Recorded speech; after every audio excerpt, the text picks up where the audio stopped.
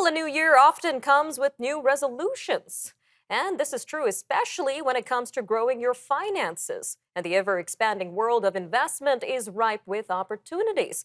Joining us now to walk us through the various types of investments to consider in 2023 is Brendan Caldwell, Director at Caldwell Securities Ltd. Brendan, welcome back. Thank you, Nima. Happy New Year yet again. Happy New Year. Now, what kind of financial resolutions should investors make for 2023? Depends on the investor. But I think in general terms, pay down debt, cap the interest rate on your debt, and squirrel some money away.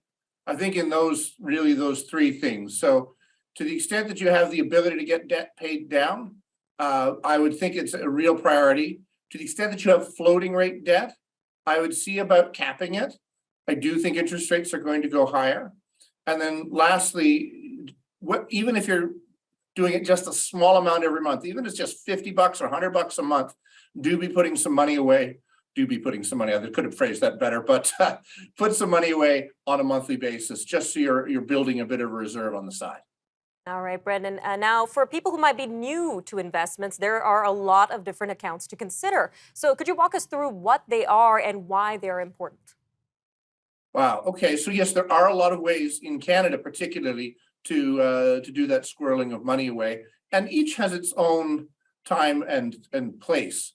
So in the old days, before that whole alphabet of different accounts, RSPs, TFSAs, RESPs, there was just an investment account. And this is the simplest and most straightforward way, just putting money in. There's no tax, anything about it in terms of advantage to putting it in or taking it out. And yes, it is taxable while you're there, but if you're just starting out, the tax consequences, generally speaking, are not that big a deal, whether it's dividends or capital gains. Now, most people, though, seem to talk about RSPs around this time of year because there's a weird quirk in Canada that you can contribute money to your registered retirement savings plan, your RRSP, for the previous year up to the first 2 months of the following year. So you can contribute and get a tax deduction on your RSP contribution in 2023 against your 2022 taxes. And this is why people get confused.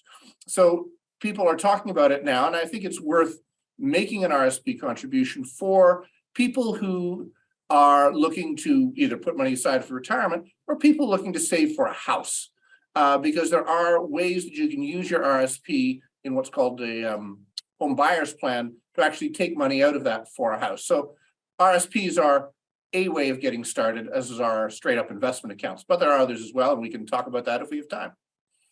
Some helpful advice there, Brendan. Now, on the topic of RRSP accounts, some people might qualify to change their RRSPs into an RRIF account. So can you tell us a little bit about that and when people should consider making that change? Okay, now RRIF, I see there's a whole alphabet, Registered Retirement Income Fund. RSPs were originally designed for people in the private sector who weren't part of big corporations or governments to stand instead of a pension. And a RIF, an RRIF, it was a way of paying out that pension as opposed to buying a life insurance annuity or some other product. So when you turn 71, you actually have to turn your retirement savings plan into a vehicle that'll actually start paying you out some of that money. Because you get a tax deduction for putting money into an RSP, the government wants to get that tax back eventually. So the money you take out of a RIF, an RF, the first 2,000, there are ways that can be tax exempt, but everything above that is actually taxable. The theory is that when you're in your earning years, you're making more money and are taxed at a higher rate. And once you're retired, you're taxed at a lower rate because you're not making quite as much money.